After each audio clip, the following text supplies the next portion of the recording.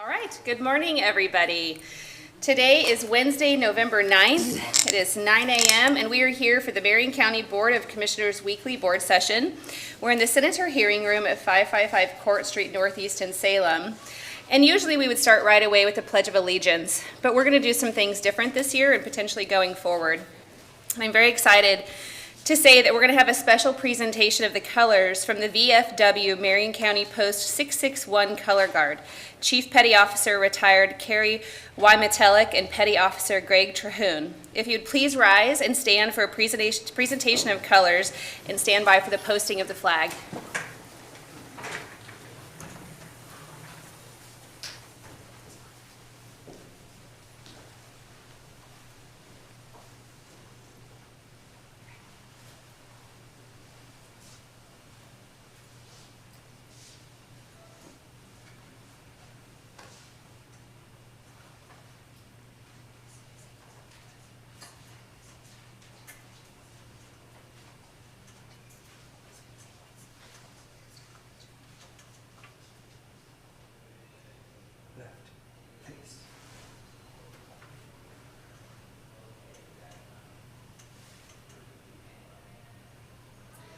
I pledge allegiance to the flag of the United States of America and to the republic for which it stands, one nation, under God, indivisible, with liberty and justice for all.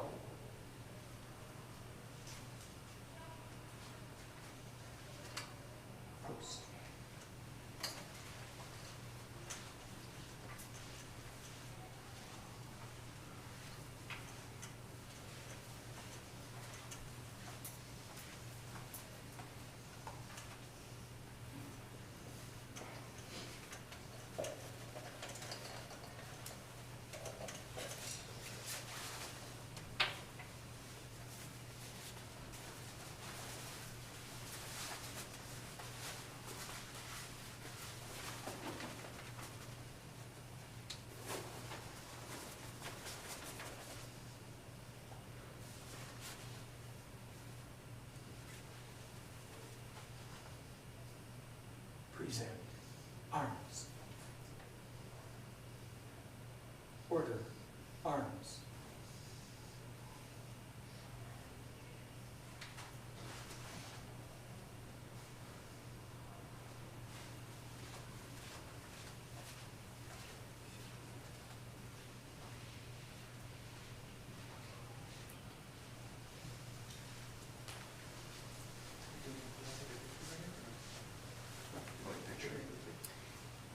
I was just gonna, yep, they're not leaving. I was gonna bring them up for the Purple Heart.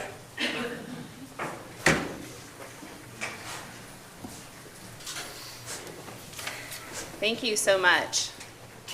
It's super important to us as the Board of Commissioners to be sure that we're honoring our veterans in Marion County throughout the state of Oregon and the United States of America. Because of them, we are here today. We are able to serve our citizens in a free manner with healthy hearts. Where's Matt? Okay. And now we're going to move on to our first presentation. I'll get to public comment, but we're going to have a special presentation this morning and a proclamation to consider approval of a proclamation designating Marion County as a Purple Heart County.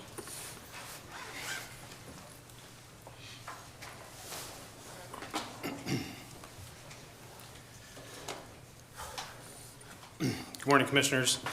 For the record, Matt Lawyer, Board's Office. Today, before you is a proclamation designating Marion County as a Purple Heart County. Originally named the Badge of Military Merit by George Washington in 1782, the Purple Heart is the oldest military decoration still in use today. The Purple Heart is awarded to any member of the United States Armed Forces that is wounded or killed in combat with a declared enemy of the United States.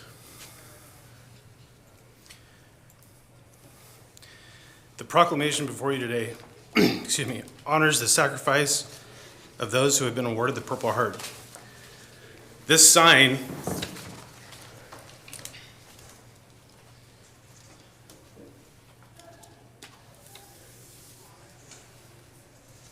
will be placed throughout Marion County at key locations.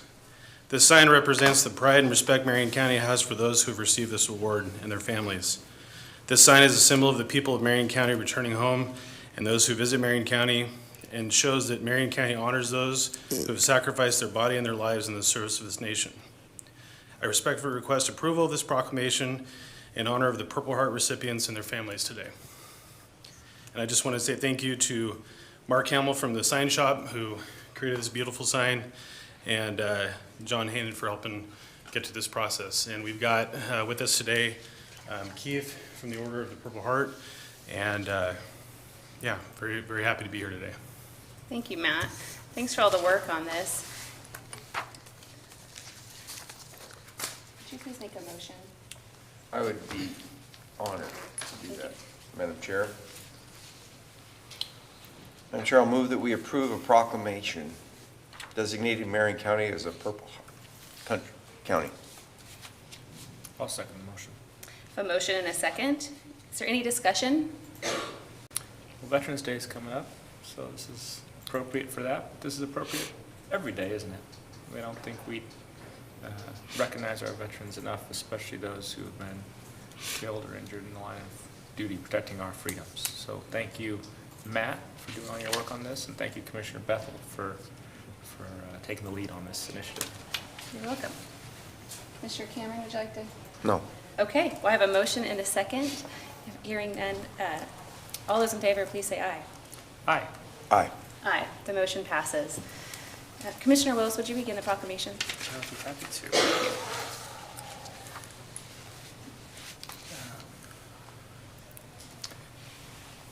Before the Board of Commissioners from Marion County, Oregon, in the matter of recognizing Purple Heart recipients and proclaiming Marion County, Oregon a Purple Heart County.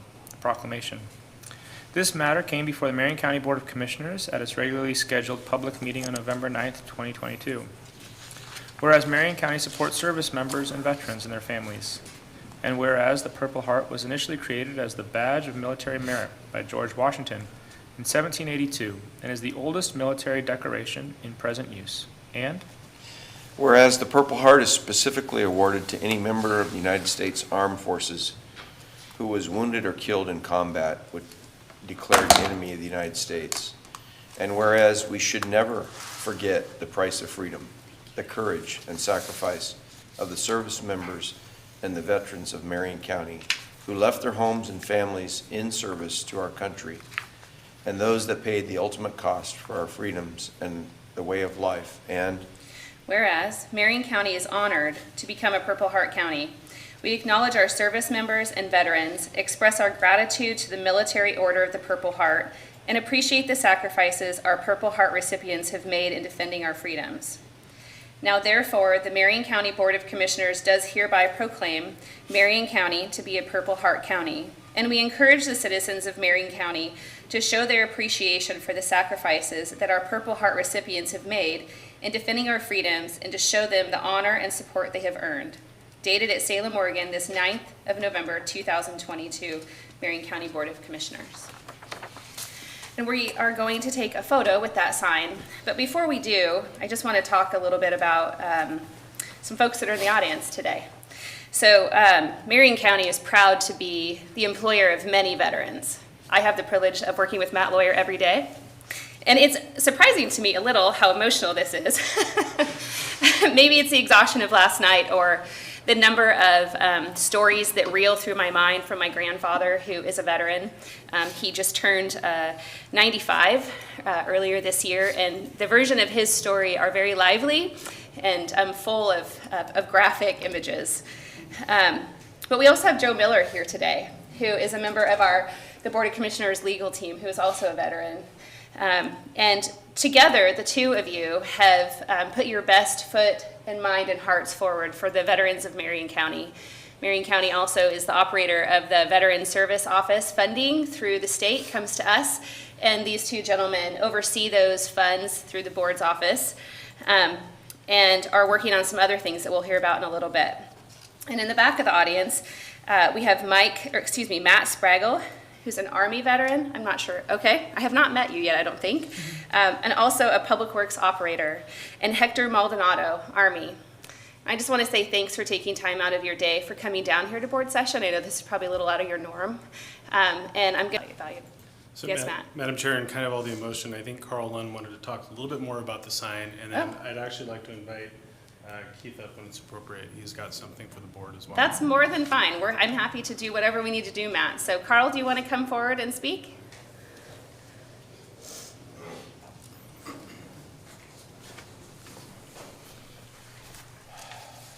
Sure. Thank you, Matt. So the intention is to put this sign at the entrance to Marion County as a rider underneath our Welcome to Marion County signs, just so that people know as they're entering Marion County that we are a Purple Heart County.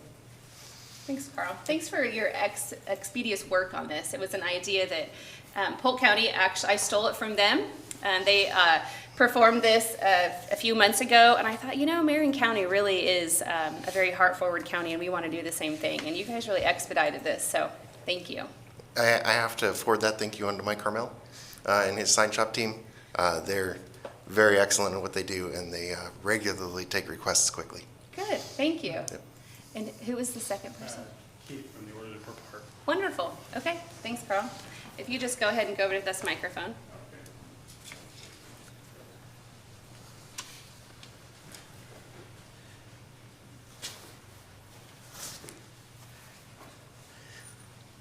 Good morning. You'll want to probably sit, and if you can, because the TV folks will want to hear you clearly. And if you would introduce yourself. One of the things I'm good at is sitting. Oh. I'm the Department of Oregon Commander for the Military Order of the Purple Heart, and I'm very proud to be here representing our over 500 members in the state of Oregon. Wow. I have here a plaque I'd like to present to commissioners. Thank you. And I'll read it. Military Order of the Purple Heart Special Recognition Award is bestowed with pride to Marion County, Oregon for your dedication and support honoring America's combat wounded veterans, becoming a Purple Heart County. Presented by the Patriot members of the Department of Oregon, Military Order of the Purple Heart, USA. Thank you. And my understanding is that you were a supportive operator in this process. Is that right? Yeah. Well, we're honored to have you here today and for your participation and support of our ask. Thank you. Commissioners, do you have anything you'd like to add before we run down and take a photo? No, thanks again for doing this. Okay, so everybody come forward and stand right in front of this. We'll get some pictures.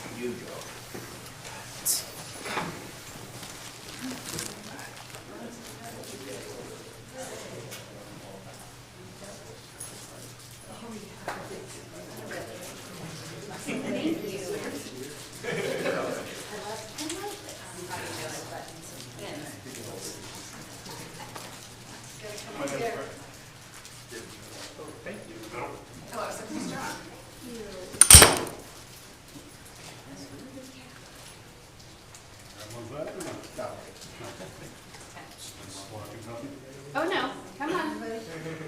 Almost. Sorry. I know somebody who sneaks out. Uh-huh. Okay, everybody look right here. 3, 2, 1. Give me one more second. I'm gonna do a little bit different angle here. Okay, one more. 3, 2, 1. Thank you. Thank you. Nice to meet you, initially, if I have met you elsewhere. Thanks for your service. Thank you.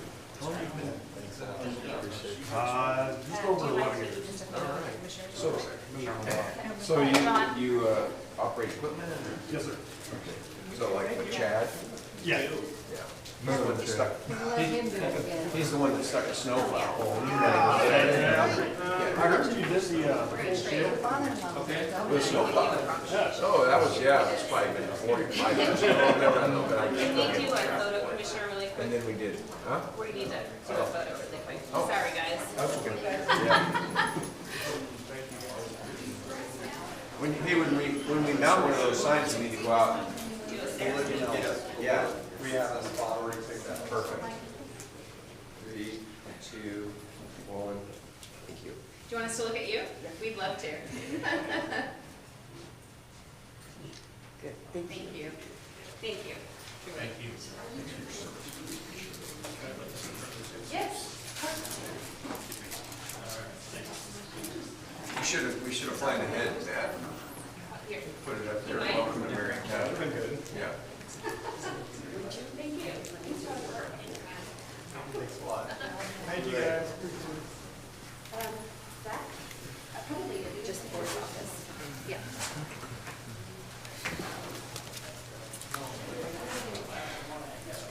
Thank you, everybody, for indulging us in that experience.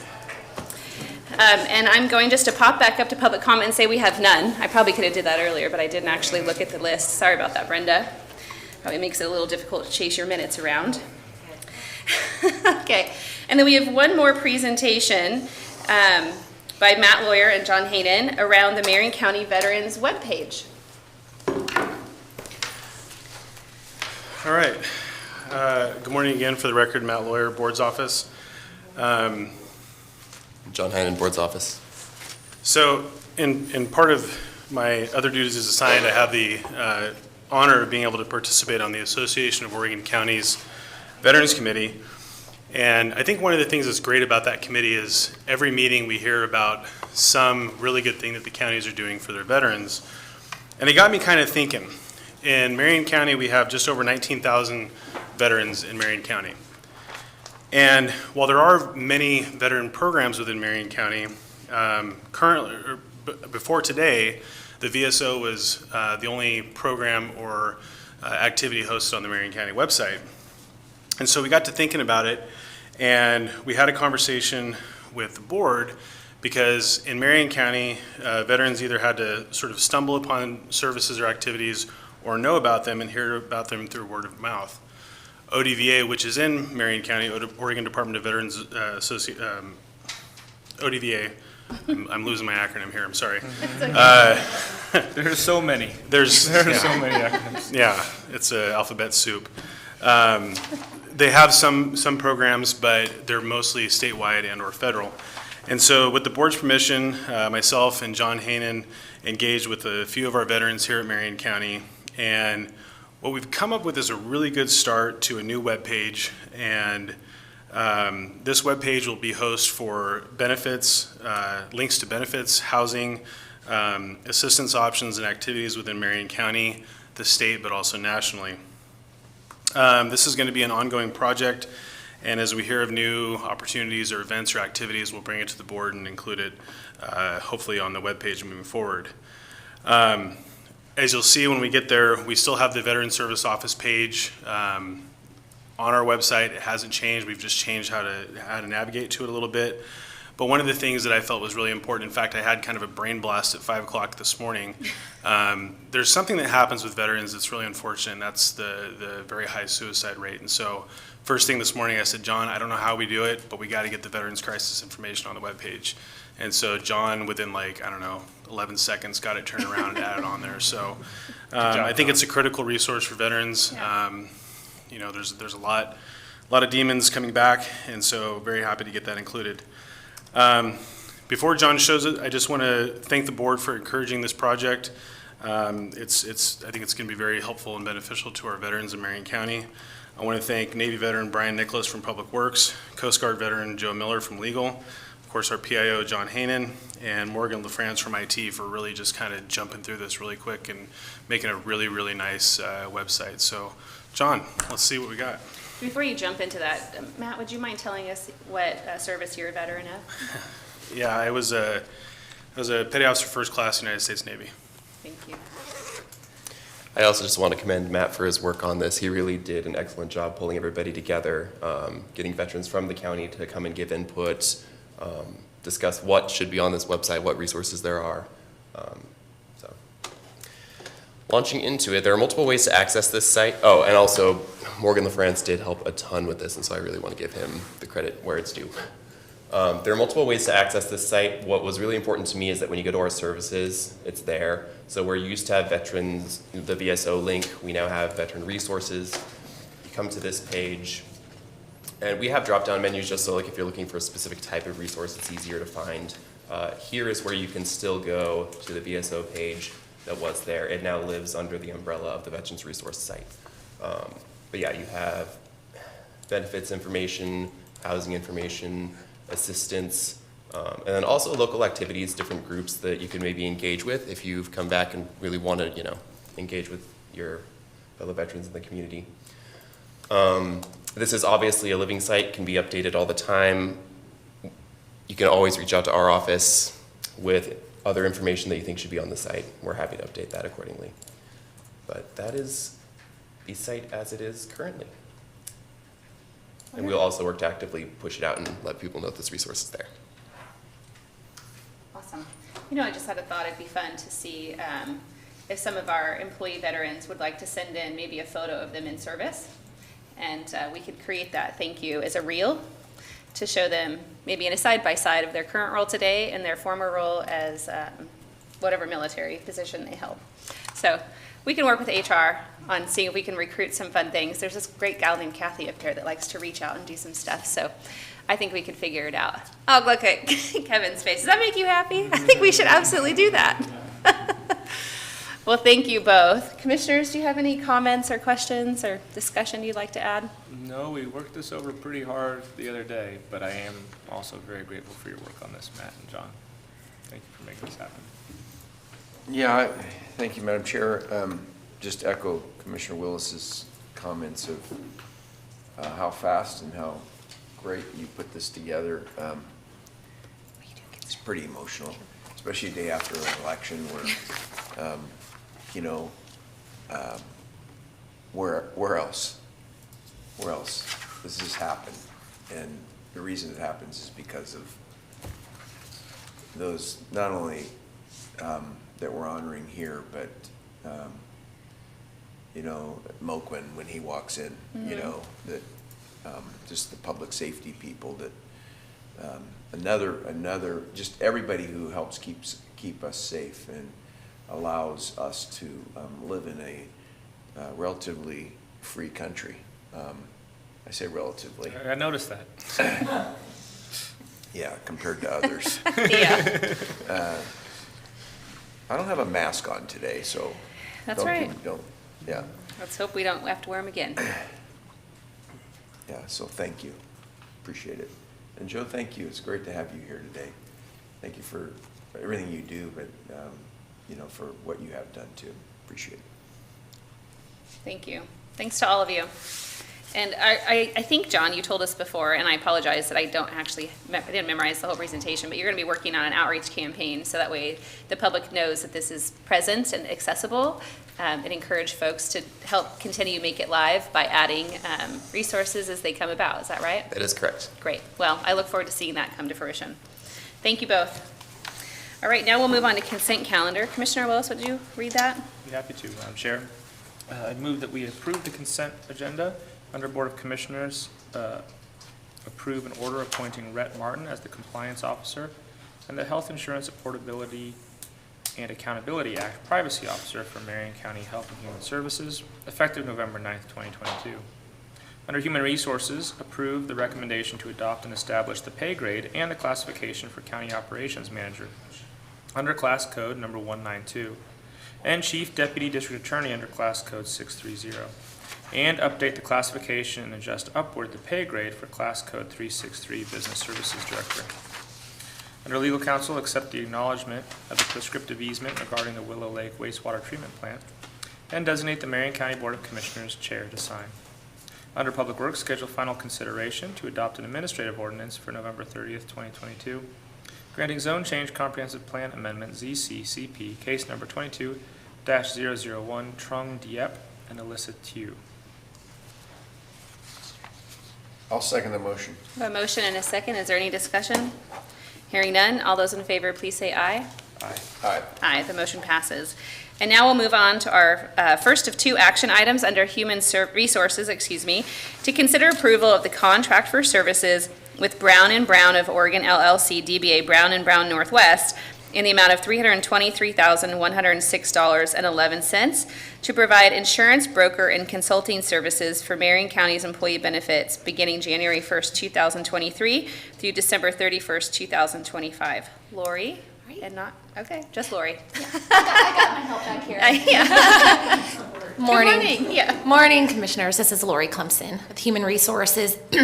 Just getting over a cold, so I apologize if you hear the frog that's in there. But I'm here today to request approval for a new 3-year contract with Brown & Brown Northwest, going from January 1st, 2023 through December 31st of 2025. And the contract amount would be $323,106.11. Brown & Brown Northwest has been a really good partner for Marion County over the years. They provide our insurance broker and consulting services for the county's health and welfare benefit plans. And so this includes our medical, dental, vision, prescription drug, our basic life and AD&D coverage, long-term disability, our employee assistance program that we have, our flex spending account, health savings account. They also help us with our COBRA and retiree benefits. So they've been a great partner for us. They help the county with comprehensive review and evaluation of our benefit plans, our plan design, our contract provisions, funding methods, cost analysis. They do assist us with our collective bargaining negotiations with our health insurance study committee. So they provide a lot of services to us, and in the time that I have been here, I have seen them help Marion County lower the rates for our benefits going into the new plan year. And so we'd like to request approval for the contract for the next 3 years. The last RFP that we did was in 2019. I wanted to make that known that the county has done an RFP in this area in the past, but they've been such a great partner, and there is an exemption for public entities to continue on without an RFP if they've got a good partner in place. Okay. Any questions? No, I think we talked about this. We did. Good. Okay, then I will Madam take a Chair? motion, Commissioner. I'll move that we approve the contract for services with Brown & Brown of Oregon, LLC, DBA Brown & Brown Northwest, in the amount of $323,106.11 to provide insurance broker and consulting services for Marion County's employee benefits beginning January 1, 2023 through December 31st, 2025. I'll second the motion. A motion and a second. Is there any further discussion? Madam Chair, I do. I was talking to some constituents yesterday, and they noted that we do have a lot of these conversations, but not necessarily in public. You know, Yeah. we have these work sessions, and so I was wondering, just the comment was something like, "You guys approve a lot of money. And it seems like you don't ask a lot of questions." So, because this is over $300,000, Lori, I was wondering if you could just sort of kind of tell us a little bit about the value that you get for this. I mean, how does this help you do your job? Oh, absolutely, and Kathy can probably attest to this. I kind of look at Brown & Brown and our partners with Brown & Brown as kind of being an extension of our benefits team. I mean, we speak to them frequently. Sometimes daily, depending upon the issues that come up. But they are also wonderful if an employee at Marion County has an issue with a claim that was processed through one of our insurance carriers. Brown & Brown will jump in and assist immediately with any claim disputes, or if an employee feels something wasn't covered the way that it should have been covered through the contract. That keeps kind of our benefits team out of the confidentiality of what that provider did for the employee. But they truly are a partner and kind of an extended member of our benefits team. So they really help us be efficient in our jobs. I think one of the things, I'm sorry, Commissioner, go ahead. Oh, Madam Chair, thank you. The other thing I wanted to point out is that it's $104,000, $107,000, $110,000, so it's $100,000 a year basically. Yep. You think about what it costs to just have one employee. Yes. With benefits, et cetera. This is multi-employee services that we have this, so it's a great value. I don't know if that helps. If that's fabulous. Yeah, somebody's actually watching, thinking. I realize, like, we thinking, just need to do more explanation. You know, we have our work sessions. We have management update on Tuesdays, but it's not always on TV. And so people who are watching watch us, and it seems like we're not asking any questions or anything like that. It's, oh, we have to do more questioning publicly so that everybody can see the work that we do. Absolutely. They How do many, great things. so we value employees of the county, obviously. We love the whole 1,700 lot of them.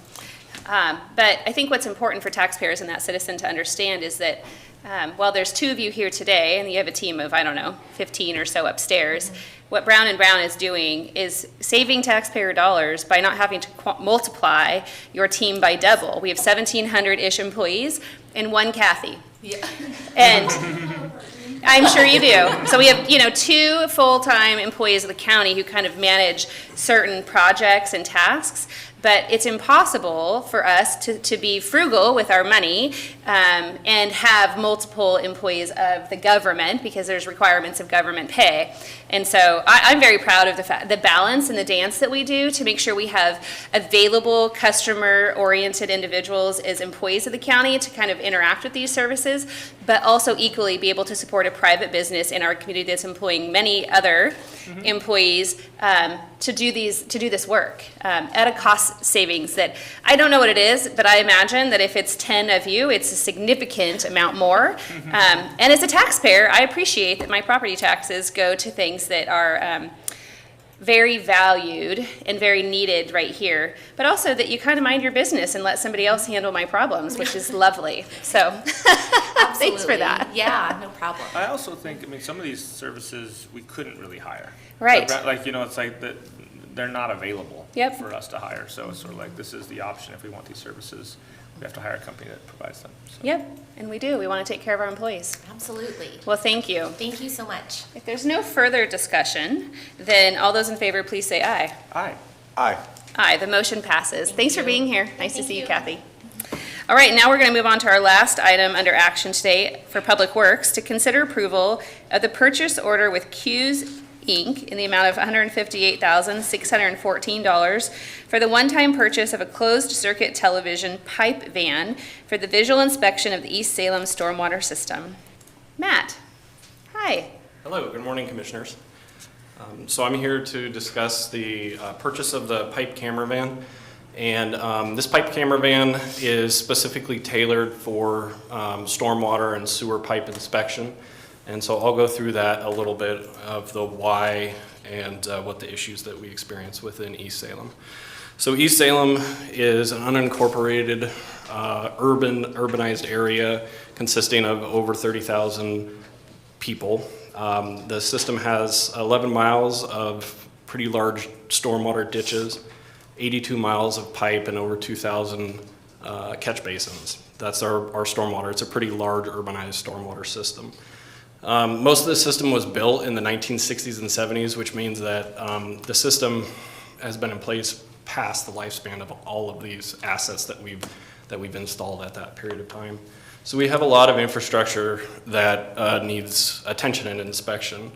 The 82 miles of pipe, you can kind of see what we see from the roadside. 82 miles of pipe needs to be inspected for condition assessment. And that's what this pipe camera van will do, is inspect the system for the integrity of the system, any kind of maintenance items that we need to take care of, and potentially illicit connections. So in the basic calculation, kind of a rough estimate of the assets that we have out in the field, it came out to about $86.5 million to replace the system, just as a whole. And that doesn't include soft administrative costs and engineering. So it's a pretty significant piece of infrastructure, big asset that we do have. Part of that is we also, when we visually inspect this, if we don't have a camera, we're visually inspecting from manholes and catch basins, and you only get a little glimpse of what is actually occurring within the pipe. So the solution is replacing a 1980s camera van that we have. It was modified to meet kind of the requirements of what a pipe camera van would look like. What this is a 2022 Ford E450 with a 16-foot box. And then it's kind of an extended height so that people can move within it, so it has ergonomics and allows for movement. It also comes with heating and air conditioning and things like that we kind of can't rely on in our current van. Inside, you can see this is kind of a glimpse of what it looks like inside. There's a workbench, there's a place to do computer work, so when you're actually doing pipe camera inspection, there's another person that is actually identifying what the issues are and logging it so that we have it documented what kind of issues we have. So inside we have an actual space for somebody to do that work, as well as a sink, camera reel, generator, all those types of things that we need to have customized within the camera van. You can see kind of in this image the sink and kind of the station that a person would be using to inspect and document. Examples of issues that pipe camera system is intended to find. You can see just with this image a failing pipe, but we also have issues where utilities bore through our lines, our stormwater pipe, and then we have plug pipes from different issues. It can be anywhere from garbage to roots that can be within our storm pipe. You know, you kind of name it, we've seen it in our stormwater pipe. And then also, like I said before, illicit connections when a sewer pipe is actually connected to the stormwater system. So these are images that we've actually come across over the past several years of doing this work. We've come across, top left is an illicit connection where we actually found a residential customer that actually connected to, not on purpose, but on accident connected to our stormwater system back 30 years ago. Oh. And so that we can't have within our system because these go into receiving water bodies, rivers, streams, and we need to make sure that goes in the right place, which is the wastewater treatment plant. The top right image is like what we typically see with a root wad in our pipe, and that just makes it so that water backs up, causes localized flooding on a street. And then bottom left is the utility strike. So this is actually natural gas, which is a safety issue for us. When we go and try to clean this out, if we didn't discover this issue, we would have potentially had a major safety issue on our hands. So yeah. The pipe camera van actually helps us discover stuff like this. How did that get in there? In situations like this, this is typically boring that Yeah. occurs. So this is underground boring, so they don't actually see our pipe. Oh. They'll strike it. They'll basically push underground through our pipe and out the other side. They might feel a hit because it's in this situation. I think it was concrete, so they might feel when they're pushing against it, but they're not actually excavating. They're just Sure, they probably think it's a rock or something, and they're like, oh, we're gonna move past that. yeah. I see, wow. So that specific utility came out and replaced both their line and our line. So it's important that we're inspecting Yeah. for that reason as well. One of the other areas that this allows us to understand with our system is the localized flooding. This site is on 46th Avenue, and for basically the history of this street, anytime it rained an inch or maybe a little bit more, this street would actually back up and flood. And everybody thought that's how the system was designed and intended to function. And what we discovered was kind of after the fact, sewer came in and created a conflict in the stormwater line, reducing the capacity of the system and making it back up into the street. So everybody on the street saw that it flooded, and it kind of became a myth that it was intended to flood when it wasn't. So That's good. yeah, well, so we were able to go through the system with a camera, see what the issue was, and then plan out a capital project that then updated the system so that conflict didn't create as much of a flow restriction, allowing for that water to move through the system. And since we installed this, we have not seen, this is kind of another image of what that road looked like, but at this Wow. point, we have not seen any flooding, and it's been about 3 or 4 years. Commissioner? Madam Chair, thank you. So Matt, this last, we had 1.25 inches in less than, 12 hours the other day. They didn't have any flooding. No, we had no reported flooding on the Yeah, street. good. Yeah. Thanks. I lived previously, years ago, on Rawhide Court in East Salem. It's a cul-de-sac. And I have numerous photos of my children as they were growing up in their, muck boots and their raincoats and playing in puddles, because there was one drain on our whole cul-de-sac. It was in front of my house, and it never drained. And thankfully, I lived up on a hill there, but all my neighbors' yards would flood, And the kids would just play for days in the water out there because it was like knee deep, waist deep at times. Build floats, boats? Yeah, and it, you know what it always says, don't put any contaminants down this drain because it goes to the fish. And so I thought, well, it's like being in the Willamette, so it's probably fine. They always played in it, so maybe you could go fix that for them because it's technically the county. We can absolutely do it. I have no idea, it's been years, but maybe it's already fixed. Yeah, there were areas that were designed to back up, and so that's so whether it's Intentionally designed? Intentionally designed. Oh. So whether it was a parking lot or the end of a cul-de-sac, we did have areas that were designed that way. We don't do that anymore, but it did happen, and this specific location was one that wasn't intended to be that Oh. way, and so that I wanted to make sure to point that out. It was just kind of Fluke. a myth that this was here on purpose. It really wasn't, and so we were able to prevent that from happening. Okay.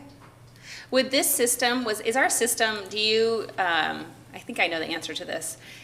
You partner with cities throughout the county with this team. So our team can go and support like the city of Kaiser if they have an issue like on Manbrin and River Road. For instance. For instance, you know, every time it rains, the other day you talk about all that rain, you drive down River Road, it's like a pond in that intersection because their stormwater drains back up right there. Yes. And there is a myth that it's because of the construction that they did. They did some odd things in that area and the pipes didn't get enlarged when they put in some commercial upgrades. I don't really know all the details, but my question is would you partner with them to send our team over there to kind of scope the pipes to determine if there's a fix that they could come up with? Yes, we could definitely do that. So part of this is also exploring those opportunities. Part of having the new cameraman is exploring those opportunities both internally and externally. Great. And yes, if another community was reaching out to us and wanted that type of service, we could potentially provide that. That's wonderful. Thank you. So the cost breakdown of the van is $158,614. In reviewing in kind of looking at alternatives, we went back to where we started with how we modified our van currently from a 1980s van that was used for SWAT team, and we upgraded that to a pipe camera van. We looked at that as in kind of a modification of a new Sprinter van or something along those lines, and looked at that cost, so we could see if maybe we could reduce costs by going that route. And what we found was not only parts probably wouldn't come in on time, so we were going to have a delay in that, but we would also end up costing more because we would be putting in the labor and all of that, whereas this is basically off the shelf for us.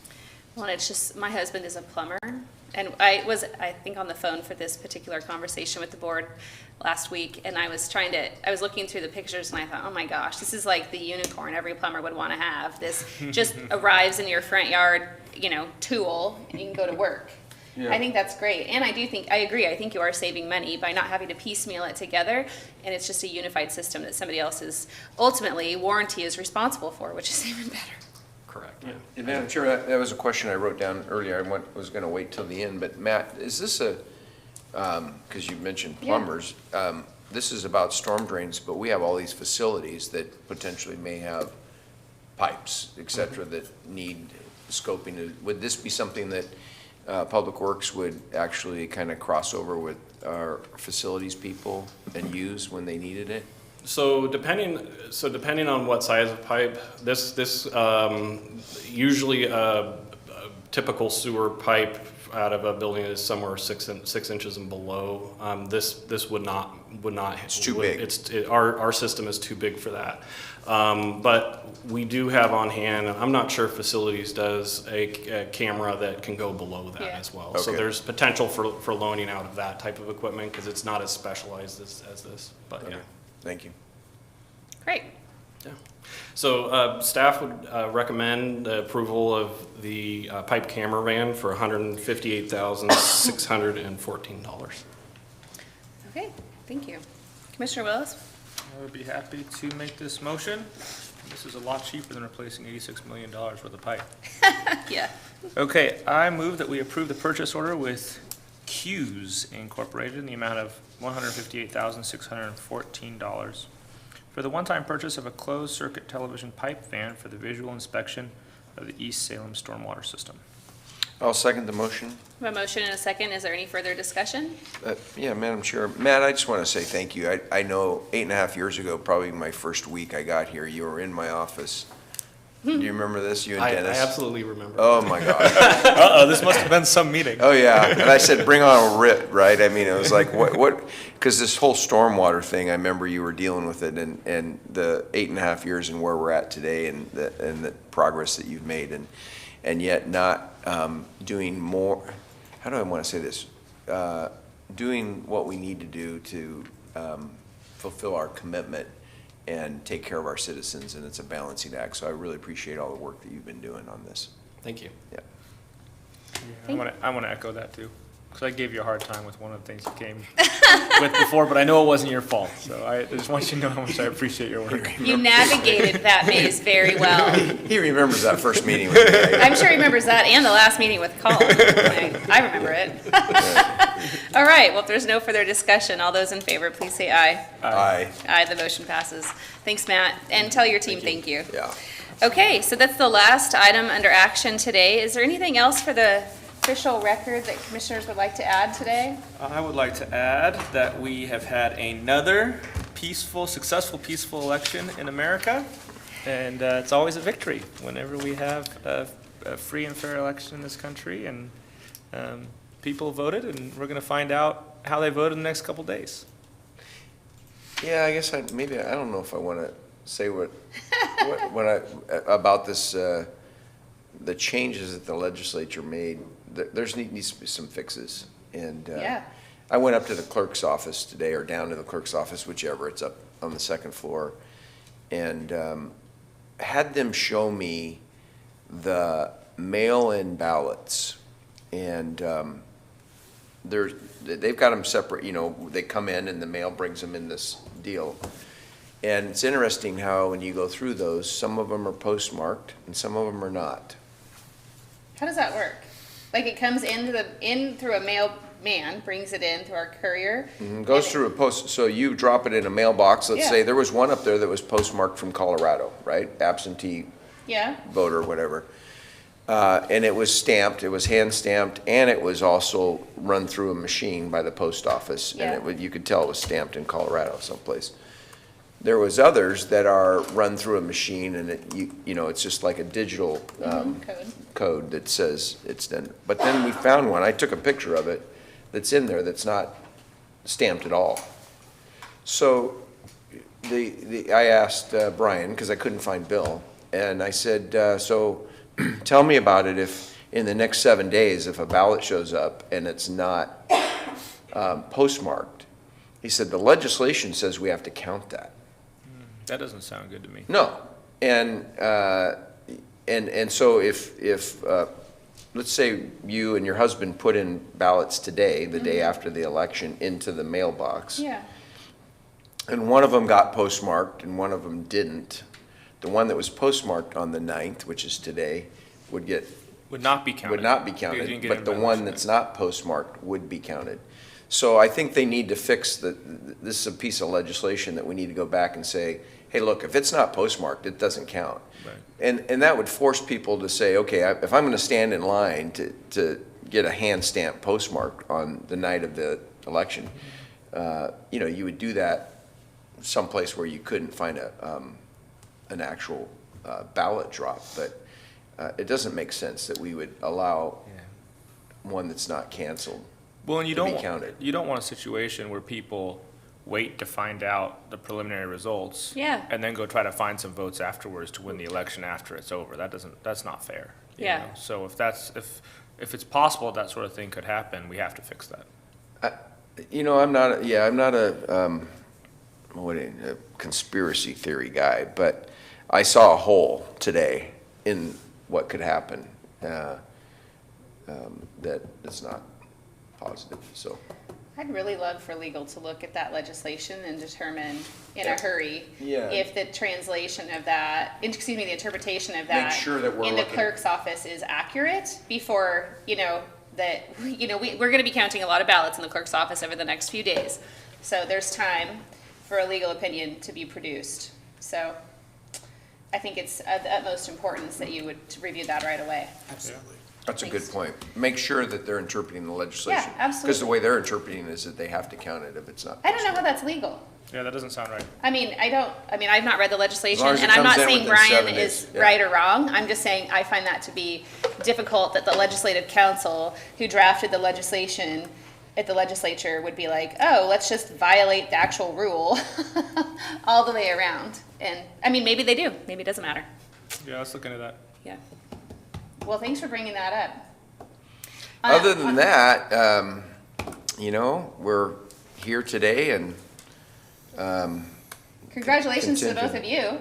yeah, I think You can actually say Looks that pretty good. you're doing pretty well. Looks I'm pretty very good. excited about that. What I was saying, we were getting our performance evaluation yesterday from our bosses.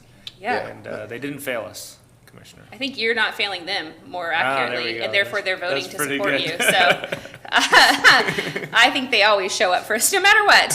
But I think you guys are doing a great job, and I'm excited to keep working with you over the next couple of years, and Yeah, and then see what happens in 2024 for me. I told Pueller this morning, he called and And people are like, who? Bill from the Bill from Statesman's the Journal. Statesman Journal, and, you know, I said, yeah, it's great it's an honor to be, you know, hired again. Yeah. And the important thing is I represent the 350,000 citizens, not just the Right.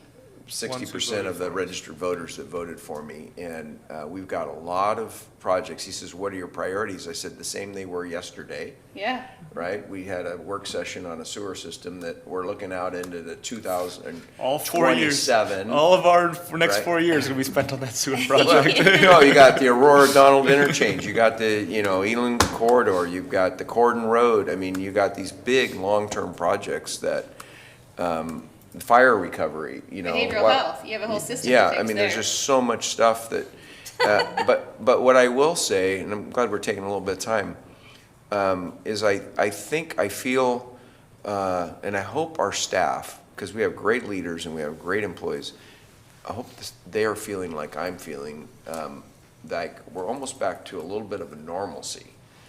You know, we did our after-action report the other day. Jan, thank you very much for that, on COVID, but it feels like we can actually get back to doing the regular business, and which we have been doing all along, but not having all this stuff on top of it and Right. taking some pressure.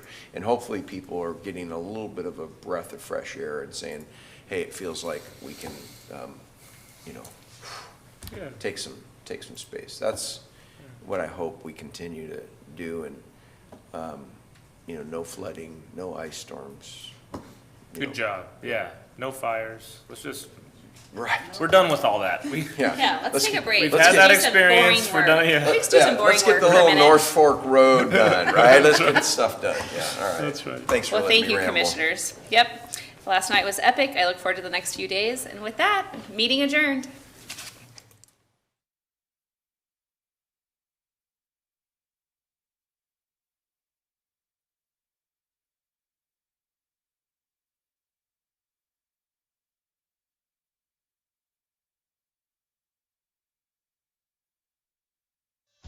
For more videos and information, go to capitalcommunitymedia.org and follow us on social media.